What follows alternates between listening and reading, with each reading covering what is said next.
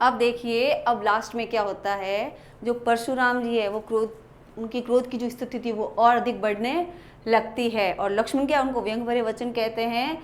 तो अब क्या कहते हैं, कहूँ लखन मुनि सीलू तुम्हारा। क्या होता है, अभी लक्ष्मण जी का मन नहीं भरा है। बहुत बार ऐसा होता है ना बेटा कि जब हमें गुस्सा आता है और हम किसी को बहुत कुछ कहना चाहते हैं तो पहले हम धैर्य धारण करते रहते हैं, लेकिन क्या होता है जो हमारा पावर होता है वो फुल हो जाता है, यानी हम पूरी तरीके से भर जाते हैं। जो घड़ा जब फुल भर जाता है क्या होता है, बाहर निकलने लगेगा उसमें से पानी। ऐसे ही जो लक्ष्मण जी है उनके क्रोध है जो बहुत ज़्यादा बढ़ गया है।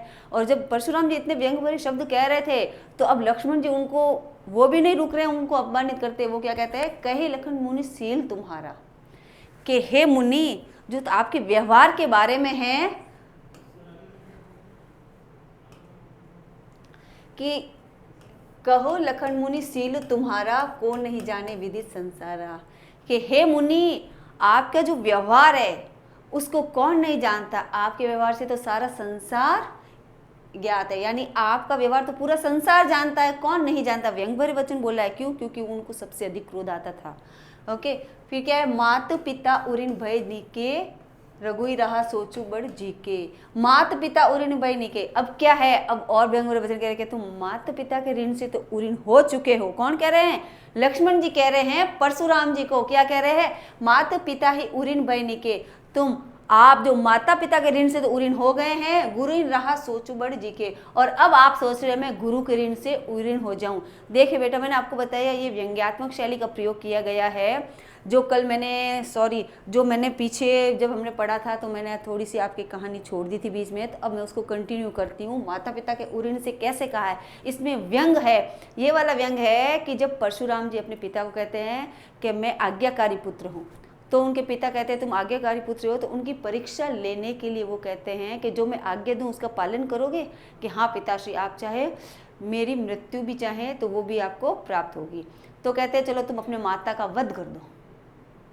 अब परशुराम जी क्या है, उनसे बिना प्रश्न किए हुए, एक बार तो वो थोड़ा आश्चर्यचकित होते, लेकिन बिना उनसे प्रश्न किए हुए वो अपनी माता का वध कर देते हैं। अब क्या है, बड़े दुखी हो जाते हैं। अब उनके पिता बड़े प्रसन्न होते हैं, मेरा पुत्र आज्ञाकारी, मेरा पुत्र आज्ञाकारी है। लेकिन परशुराम जी अंदर से बहुत दुखी थे। अब उनको पिता कहते हैं कि तुम मेरे सच्चे आज्ञाकारी पुत्र हो, बोलो तुम्हें क्या वरदान चाहिए। तो परशुराम जी कहते हैं कि पिताश्री मुझे कुछ नहीं चाहिए, मेरी माता को आप पुनः जीवित कर दीजिए। तो परशुराम जी के पिता कहते हैं तुम आज्ञाकारी पुत्र हो, और पहले मैं बता दूं, पहले जब त्रेता युग था तो ऐसा होता था कि जो मर जाते थे उनको वापस जिंदा कर दिया जाता था। तो क्या किया, अपनी सिद्धियों के द्वारा परशुराम जी के पिता ने उनकी माता को वापस जीवित कर दिया। जब उनकी माता को जीवित किया तो उनकी माता ने उनको परशुराम जी को बहुत स्नेह किया, प्रेम किया, लेकिन कुछ देर के पश्चात उन्हें अपने पुत्र से घृणा होने लगी।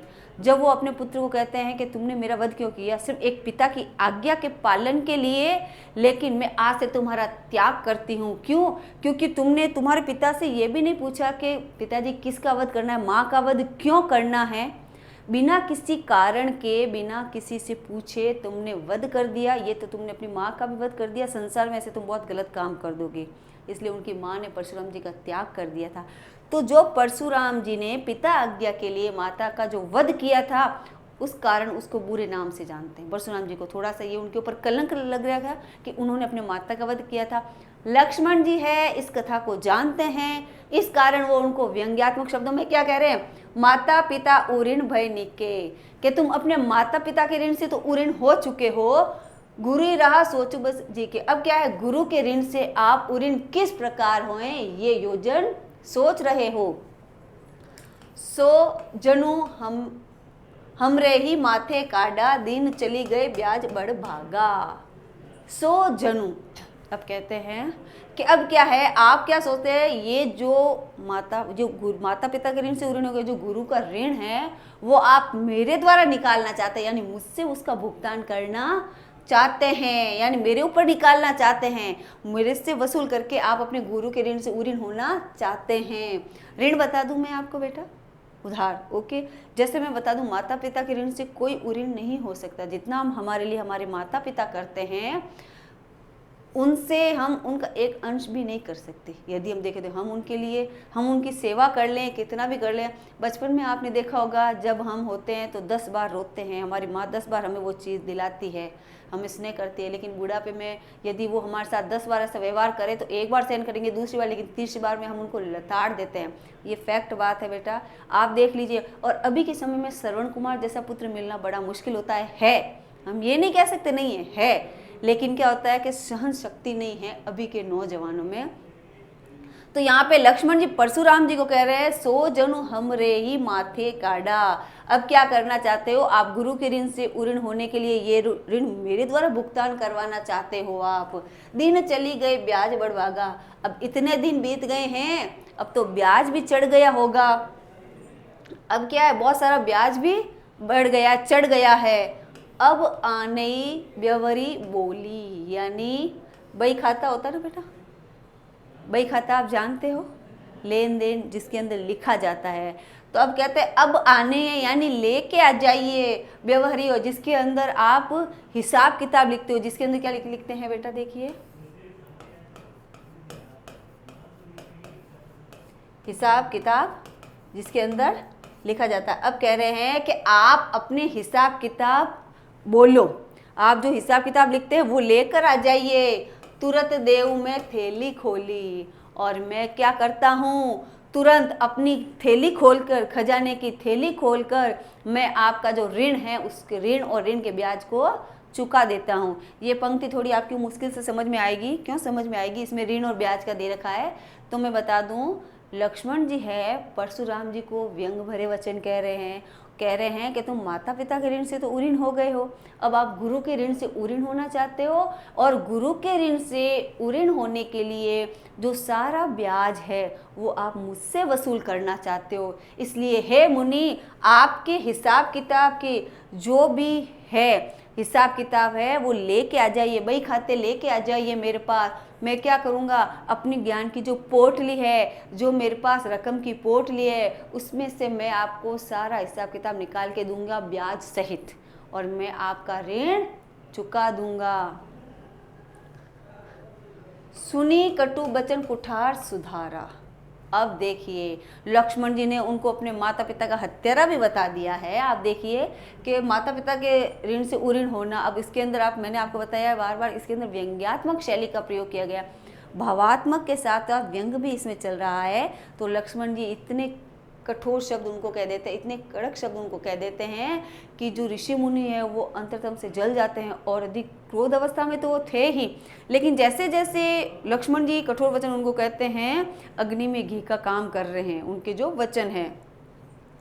सुनी कटु वचन कुठार सुधारा। सुनकर, कटु यानी कठोर, वचन, कुठार यानी फरसा, सुधारा यानी वो उठा लेते हैं। उठाया वो था, लेकिन वो लक्ष्मण के सामने ऐसे प्रहार करने के लिए हो जाते हैं। हाय हाय सब सभा पुकारा। अब क्या होता है, हाय हाय सब सभा पुकारती है। हाय पुकारने का मतलब कि अरे ये अनुचित है, ये अनुचित है, ये गलत है। भृगुबर परसु दिखाओ मोही, विप्र बिचारी बचो नृप दोही। अब भृगुबर क्या कहते हैं, फरसा दिखाते हुए कहते हैं कि अब देखो ये जो मेरा फरसा है, विप्र बिचारी बचो नृप दोही, अब ये है जो मेरे ब्राह्मण के द्वारा ये जो राजा का पुत्र है अब ये नहीं बच पाएगा, ये जो शत्रु है। मिले न कबू सुबठरन गाड़े, द्विज देवता धरी के बाड़े। अब क्या करें, भृगुबर परसु दिखाओ। अब क्या कहते हैं बेटा, सुनी कटु वचन कुठार सुधारा। जैसे लक्ष्मण को कहते हैं कि आपने माता पिता के ऋण से उऋण हो गए, अब आप गुरु के ऋण से उऋण होइए, आपके हिसाब किताब वाली जो बही है वो लेकर आइए, मैं चुका देता हूँ। तो परशुराम जी क्रोधित हो जाते हैं और क्या कहते हैं, भृगु और परशु दिखाओ मोही। अब कटु वचन सुनकर जब वो आपने क्या करते हैं, जो ये फरसा है वो साध लेते हैं, तभी सभा में हाहाकार मच जाता है। सुनी कटु वचन कुठार सुधारा, भृगुवर परशु दिखाओ मोही। अब लक्ष्मण की अभी तक बात समाप्त नहीं हुई। भाई लक्ष्मण को तो जो कहना है वो कह के रहेंगे। आप देखते हो ना, बहुत लोगों की आदत होती है, हम कहते हैं शांत रहिए, चुप रहिए, लेकिन उनको जो कहना होता है वो कह के ही रहते हैं जब तक उनको आत्मसंतुष्टि नहीं मिलती। यहाँ भी लक्ष्मण जी को आत्मसंतुष्टि नहीं मिल रही है और वो क्या कह रहे हैं, भृगुवर परशु दिखाओ मोही, कि हे भृगुवर, हे मुनि, आप परसे को मुझे क्यों दिखा रहे हैं? कौन पूछ रहे हैं? लक्ष्मण जी अभी भी उनसे पूछ रहे हैं। विप्र बिचारी बचो नृप दोही, विप्र बिचारी बचो नृप दोही। ये जो ब्राह्मण है ये क्या है? नृप दोही यानी राजा का जो शत्रु है। आप क्या कर रहे हैं? ये ब्राह्मण है जो राजा के शत्रु है। राजा का शत्रु कौन हो गया? लक्ष्मण हो गया कि राजा के शत्रु को बार बार बचाने का जो प्रयास कर रहा है। ये मुझे क्यों दिखा रहे? आपके राजा के शत्रु मेरे ऊपर प्रहार करेंगे।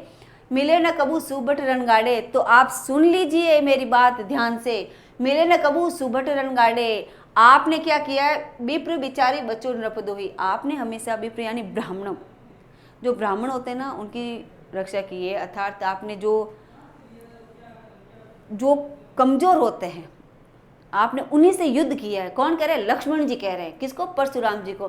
कि आप ये जो फरसा दिखा रहे हो ना, ये आपने बेचारे ब्राह्मणों को डराने के लिए, या कोई छोटे मोटे राजा है ना उनको डराने के लिए ये दिखाया है। इससे हम लड़ने वाले नहीं हैं। हम तो क्या, आप देखिए, मिले न कबू सुबट रणगाड़े।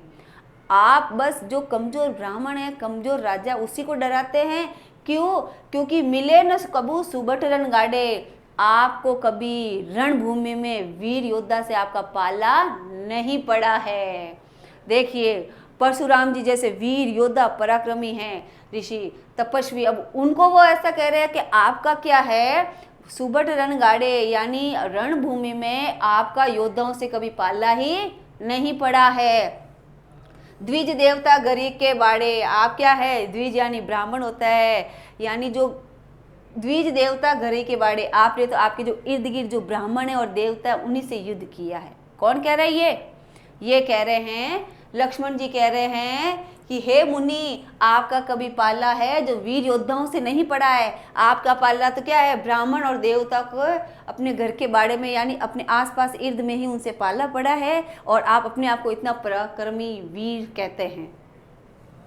अनुचित कही सब लोग पुकारे। अब क्या कहते हैं? सब लोग कहते हैं ये अनुचित है, अनुचित है यानी गलत है। किसको बता रहे हैं? लक्ष्मण जी को गलत बता रहे हैं। लक्ष्मण जी को गलत इसलिए बता रहे बेटा क्योंकि लक्ष्मण जी ने क्या बोला कि आप तो क्या है, आप जो कमजोर राजा हैं, जो कमजोर ब्राह्मण हैं, जो देवता हैं, जो आपके आसपास है, यानी घर कहते हैं ना अपने घर की बाट, यानी आपके आसपास है, उन्हीं से आपने युद्ध किया है। आपका पाला कभी वीर योद्धाओं से पड़ा ही नहीं। बाकी परशुराम जी वीर योद्धा थे, पराक्रमी थे, उनसे अच्छा कोई भी योद्धा तपस्वी महान नहीं था। ये सब जानते हैं। उनकी तपस्या में कोई कमी नहीं थी, उनकी वीर योद्धा में, पराक्रम में कोई कमी नहीं थी। बस उनमें थोड़ा सा अभिमान था। बाकी पराक्रमी वो थे, वीर वो थे, शौर्य उनमें था। अब क्या है, जो सभी राजा सभा में उपस्थित थे वो कहते हैं ये गलत है, ये गलत है, ये गलत है। लोग पुकारे रघुपति सैने लखन निवारे। अब देखिए क्या कहते हैं? अनुचित कही सब लोग पुकारे। सब लोग कहते हैं ये अनुचित है, अनुचित है, गलत है। रघुपति सैनी लखनु निवारे। निवारे यानी देखना, रघुपति यानी राम, सैन यानी इशारे से लक्ष्मण को देखते हैं। अब जब पूरी सभा कहती है, राम भी देखिए, श्री राम मर्यादा पुरुषोत्तम थे, लेकिन इतने देर तक वो चुप थे, वो बीच में नहीं बोले। क्यों नहीं बोले? कि परशुराम जी में जो अभिमान था ना, उसको लक्ष्मण बार बार दिखा रहे थे। परशुराम जी को भी पता होना चाहिए, वो कहीं पे भी जाते हैं तो अपना कितना अभिमान करते हैं, और कोई भी उनके सामने ऐसे रह के उनको ये तो नहीं कह सकते। यदि आप खुद सोचो, आपके इर्द गिर्द कोई ऐसा है जो बड़ा ही घमंडी है, अभिमानी है, जो झूठ बोलता है, उसको बोल दोगे कि तुम तो बड़े घमंडी हो, ऐसे हो। क्यों? क्योंकि वो जब तेज होगा तो हमारे साथ वो चोट कर सकता है। तो प्रत्यक्ष रूप से किसी को भी नहीं कहते, ये समय ही नहीं रहा है किसी को गलत कहने का। पीठ के पीछे लोग खूब कहते हैं। तो ये जो परशुराम जी है वो क्या है? बड़े अभिमानी हैं, अपनी ताकत पर, शौर्य पर हमेशा घमंड करते रहते थे, लेकिन उनको किसी को कहने की हिम्मत नहीं थी कि आप ऐसा करते हैं। और श्री राम क्या करते हैं? इस पूरे संवाद के अंदर आप देखते हैं, आपने सुना है कि चुपचाप लक्ष्मण और परशुराम जी के व्यंग भरी वार्तालाप को सुनते हैं और कुछ नहीं कहते। लक्ष्मण परशुराम जी की हकीकत बताते हैं, और लक्ष्मण जी बार बार परशुराम जी को डांटते फटकारते हैं, अपने फरसे का अभिमान बताते हैं, कहते मैं मार दूंगा। लेकिन अब लास्ट में क्या होता है? अब देखते हैं स्थिति थोड़ी बदल गई है। अब यहाँ कुछ अनुचित हो सकता है, क्योंकि अब उनको कायर बता दिया है लक्ष्मण ने परशुराम जी को। और जहाँ सभा में उपस्थित जो सब राजा थे वो सब जानते हैं ये ताकतवर है, ये वीर है, योद्धा है, उनके बारे में ऐसी गलत धारणा गलत है। ऐसी नहीं बोलनी चाहिए। तब क्या कहते हैं, रघुपति सैनी लखनऊ निवारे। अब श्री राम जी का यहाँ पे आता है, श्री राम क्या करते हैं, इशारों के द्वारा, इशारे से, ओके, आंखों के इशारों से, सैन यानी इशारा करना पलकों के माध्यम से, तिरछी नजरों से लक्ष्मण को देखते हैं, मना करते हैं, निवारे यानी मना करते हैं। आया समझ में यहाँ तक का। फिर देखिए, लखन उत्तर आहुति सरी से भृगबर कोपु कुसानु। अब देखिए इसका अर्थ समझिए। कुसानु यानी होता है आग, कोपु यानी होता है क्रोध, भृगबर यानी परशुराम जी, लखन यानी लक्ष्मण के जो उत्तर थे वो आहुति के समान थे। अब ये जो वार्तालाप चल रही थी, अब इस श्लोक में पूरा दे रखा है कि इसमें क्या हो रहा था। अब इसमें दे रखा है कि लक्ष्मण के जो उत्तर थे वो आग में आहुति का काम कर रहे थे, जो परशुराम जी की है उनकी क्रोध में। परशुराम जी को बहुत अधिक क्रोध आ रहा था, और जो लक्ष्मण के वचन थे वो क्या है, आग में घी डालने का काम कर रहा था। आग में जैसे जैसे घी की आहुति दी जाती है, आग और ज़्यादा प्रज्वलित होती है और अधिक जलने लगती है। ऐसे ऐसे क्या हुआ, जो लक्ष्मण है उनके उत्तर थे, जो परशुराम जी का क्रोध था जो आग के समान, वो लक्ष्मण जी के जो वचन थे वो किसका काम कर रहे थे, घी आहुति का काम कर रहे थे। यानी जो लक्ष्मण जी के उत्तर थे वो घी की आहुति के समान थे, और भृगुकुल का जो क्रोध था, क्रोध की जो अग्नि थी, आया समझ में, यानी उनका क्रोध अग्नि बताया है और इनके वचन को घी की आहुति बताया है। यानी परशुराम जी के अग्नि रूपी क्रोध में लक्ष्मण के वचन घी की आहुति का काम कर रहे थे। बढ़त देखी जल सम बचन बोले रघुकुल भानु। अब देखा कि अग्नि और अधिक प्रज्वलित हो गई है, तो क्या करते हैं, जो श्री राम हैं वो क्या करते हैं, रघुकुल भानु यानी सूर्यवंश के जो श्री राम हैं वो अपने मधुर वचन, मीठे वचन, ठंडे वचन यानी सम जल के समान आकर उनको ठंडा करते हैं। यानी जो लक्ष्मण जी के वचन हैं वो आहुति के समान हैं, परशुराम जी का क्रोध है वो तेज, उनका जो क्रोध है वो अग्नि के समान है, और जो श्री राम के मधुर वचन हैं वो शीतल जल के समान है, जो आग के उस अग्नि को शांत कर देते हैं। अब देखिए बेटा, ये हमने इतना पढ़ा, ओके। तुलसीदास जी के द्वारा रचित रामचरितमानस के ये बालखंड से लिया गया है। आप देखिए, इसमें हमेशा ध्यान रखिए कि ये रामचरितमानस के द्वारा लिया गया है, और ये कहाँ का दे रखा है, सीता स्वयंवर से दे रखा है। पहला देखिए बेटा, कहाँ से दे रखा है, रामचरितमानस, ओके, रामचरितमानस से दे रखा है। रामचरितमानस में कहाँ से दे रखा, कहाँ से उधर ले रखा है, बालकांड से, ओके। नंबर 2, ये बालकांड से लेकर रखा है। अब देखिए बेटा, ये बालकांड से ले रखा है। बालकांड में भी ये क्या है, जब सीता स्वयंवर होता है, बालकांड के अंतर्गत जब सीता स्वयंवर रचा जाता है, एक बार आपको प्रारंभ से बता दूं, उसके अंदर राम और लक्ष्मण विश्वामित्र जाते हैं, धनुष भंजन हो जाता है, परशुराम जी वहाँ उपस्थित हो जाते हैं, और फिर दोनों के बीच व्यंग भरे वचन चलते रहते हैं। एक बात मैं आपको और बता दूं बेटा, इसमें देखिए आपके अवधी भाषा का प्रयोग किया गया है।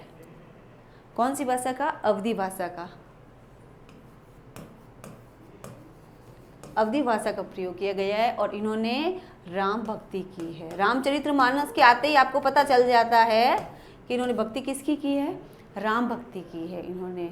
अब तुलसीदास जी की मैं एक और आपको बता दूं, जो तुलसीदास जी थे वो बड़े ही, मैंने शुरू में आपको बताया, ये ना समझ थे, वो अनढ़ थे, उनको कुछ नहीं पता था, वो समझ बिल्कुल नहीं थी। जो जब एक राजा था, उसकी पुत्री का नाम था रत्नावली। जब रत्नावली एक विदुषी महिला थी, तो विदुषी महिला क्या करती है बेटा, विदुषी महिला का विवाह करना होता है, बड़ी वो विदुषी थी। तो राजा ने बोला, मेरी पुत्री का जो वर हो मेरी पुत्री के समान ही समझदार और बुद्धिमान हो, विद्वान हो। अब अपने मंत्रियों को चारों तरफ भेज दिया कि आप लेके आइए कि कैसे भी करके मेरे जो बुद्धिमती पुत्री है उसके लिए बुद्धिमान वर लेके आइए।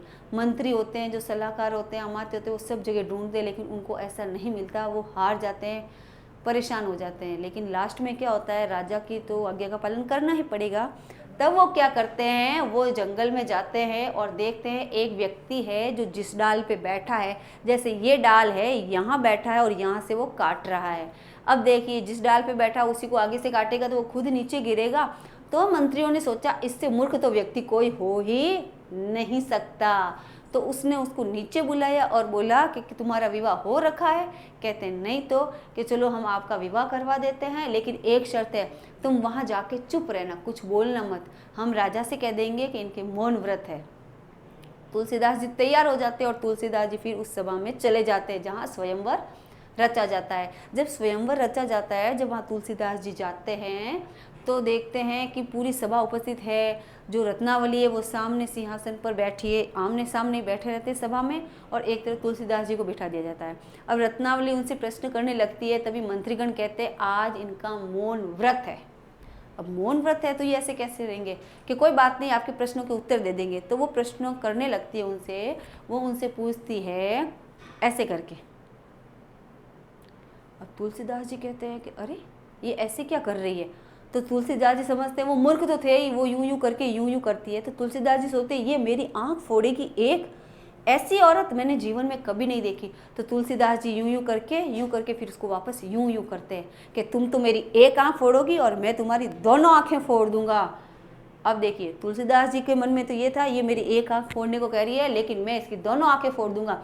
लेकिन जो विदुषी महिला होती है, जो विद्वान होते हैं, वो हमेशा विद्वान रूपी बातें सोचते हैं, बुद्धि की बातें सोचती है। तो रत्नावली क्या सोचती है, रत्नावली सोचती है मैंने इसको बताया कि संसार में ईश्वर एक ही है, लेकिन ये मुझे कह रहे हैं कि भगवान तो एक है, लेकिन भक्ति दो प्रकार से की जा सकती है, सगुण और निर्गुण। विदुषी महिला रत्नावली बड़ी प्रसन्न हो जाती है कि हकीकत में ये मुझसे भी बहुत ज़्यादा विद्वान है। लेकिन तुलसीदास जी का मानस क्या था कि तू मेरी एक आंख फोड़ेगी, चल बेटी तेरी मैं दो आंखें फोड़ दूंगा, उसका तो ये सोच थी। अब क्या होता है, वो दूसरा प्रश्न पूछती है, वो कहती है ऐसे करती है। तुलसीदास जी एकदम क्रोधित हो जाते हैं, बड़ा गुस्सा आता है कि अरे ये एक औरत होकर मुझे बोलती है तेरे में चांटा लगा दूंगा। तो फिर वो तुलसीदास जी थोड़ा गुस्से में हो जाते हैं और वो यूं करते हैं, यूं, यानी कि तुम तो मुझे सिर्फ चांटा ही बता रही हो, मैं इस चांटे को यूं कर दूंगा तो एक क्या हो जाएगा, गुस्सा हो जाएगा और मैं तुम्हें मारूंगा तो तुम्हारे दांत बाहर आ जाएंगे। वो तो ऐसा सोचते तुलसीदास जी, लेकिन विदुषी महिला क्या सोचती है, मैंने इनको कहा है कि संसार में 5 तत्व है, ओके, ये जो धरती है 5 तत्व है, लेकिन इन्होंने मुझे कहा है कि ये 5 तत्व मिलकर एक हो जाते तभी सृष्टि का निर्माण हुआ है। यानी जो बुद्धिमान होगा वो बुद्धि की बातें सोचेगा, और जो जिसके अंदर बुद्धि नहीं होगी वो गलत बात सोचेगा। तो अब वो क्या करती है, रत्नावली बड़ी प्रसन्न हो जाती है और उनका विवाह उनके साथ हो जाता है। विवाह के उपरांत पता चलता है कि तुलसीदास जी के जितना तो अज्ञानी मूर्ख इस दुनिया में कोई भी नहीं। अब अभागे हो गए उस रत्नावली के, पर कोई बात नहीं, अब उसके साथ स्वयंवर हुआ है तो रचा तो जाएगा ही। अब उसका स्वयंवर रचा जाता है, उसके घर चली जाती है। कुछ समय पश्चात क्या होता है, रत्नावली अपने पियर चली जाती है। तो तुलसीदास जी क्या करते हैं, तुलसीदास जी कहते हैं मतलब कि वो उनके प्रेम में इतने फंस जाते हैं, इतने मग्न हो जाते हैं, उनको कुछ नहीं दिखाई देता है। जब लकड़ी काट कर तुलसीदास जी घर पे आते हैं तो वो क्या देखते हैं कि मेरी प्रिय पत्नी घर पे नहीं है। तो वो बड़े व्याकुल हो जाते हैं और वो क्या करते हैं, अपने पत्नी के पीछे जाने का सोचते हैं। वो जैसे ही पत्नी के पीछे जाने की सोचते हैं, उस समय तेज आंधी तूफान आती है, तेज बारिश आ जाती है, और जो यमुना नदी है ना बेटा, वो उफान पर रहती है। अब वो उफान पर रहती है, लेकिन उनको तो अब जाना है तो जाना है। प्रेम की एक अलग भाषा है कि जिसके मन में जो हो जाए वो उसको करके ही रहता, उचित और अनुचित नहीं सोचते। अब वो रत्नावली के प्रेम में इतना डूब गए थे कि उनको रत्नावली के पास जाना तो जाना ही है। अब यमुना नदी इतनी उफान पे थी तो वो क्या करते हैं, इधर उधर देखते हैं, उन्हें कुछ दिखाई देता, वो सोचते हैं सूखी हुई लकड़ी का टुकड़ा है, और वो उसके ऊपर बैठ के नदी को पार कर लेते हैं। जैसे ही नदी को पार करते हैं कि वो देखते हैं, यूं यूं करते हैं, उसकी अंगुलियां, हाथ, आंखें दिखाई देते, अरे ये तो मुर्दा है। अर्थात वो प्रेम में इतने मगन हो गए कि उन्होंने एक मुर्दे के ऊपर सवार होकर यमुना नदी को पार कर लिया। यानी उनको प्रेम में कुछ नहीं दिखाया, प्रेम में वो अंधे हो रखे थे। एक मुर्दे के ऊपर बैठ के उन्होंने यमुना नदी को पार कर लिया। उसके बाद में वह जब जाते हैं तो इतनी तेज आंधी है। अब देखेंगे आप, जो पहले के महल होते थे बहुत ऊंचे होते थे, अब रात को बड़े बड़े द्वार बंद कर दिए जाते थे, कौन खोले।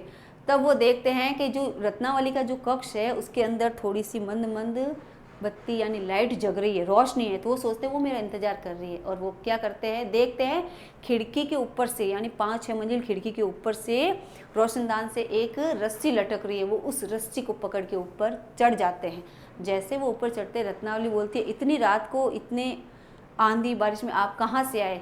कि कोई बात नहीं, मैंने यमुना नदी उफान पे थी, लेकिन एक मुर्दे के ऊपर बैठ के मैंने नदी पार कर ली, मुझे आपको देखना था। कि लेकिन तुम इतना ऊपर कैसे आए? तो वो कहते हैं मैं ऊपर इस प्रकार आ गया कि जिस प्रकार आपने ये रस्सी लटका रखी थी। तो रस्सी कहाँ से आई? जब उसको देखते हैं तो बड़ा विशाल अजगर होता है, वो लटका हुआ रहता है, उसको पकड़ के वो ऊपर चढ़ जाते हैं। तब रत्नावली उनको लताड़ती है, पछाड़ती है और कहती है कि जिस प्रकार आप मुझसे प्रेम करते हैं, अपने भगवान से जब प्रेम करेंगे तो वो साक्षात आपको दर्शन देंगे, आपका जीवन क्या हो जाएगा, धन्य हो जाएगा।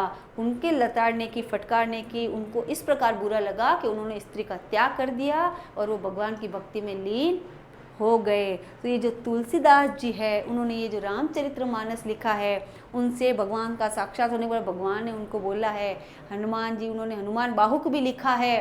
तो सारा कुछ उन्हें हनुमान जी और श्री राम के बारे में लिखा है। उन्होंने दास्य भाव से भक्ति की थी। एक आप और देखिए, उनकी जो भक्ति थी वो दास्य भाव की, सूरदास जी की थी सख्य भाव की दासी, यानी कि हे भगवान मैं आपका सेवक हूँ, मैं दास ही रहना चाहता हूँ। तो इससे संबंधित आपको यदि प्रश्न उत्तर आपको समझने हैं तो आप इसको अपने प्ले ऑन में जाइए, इससे संबंधित सारी जानकारी मिलेगी। अभ्यास प्रश्न दे रखे हैं, नोट्स दे रखे हैं।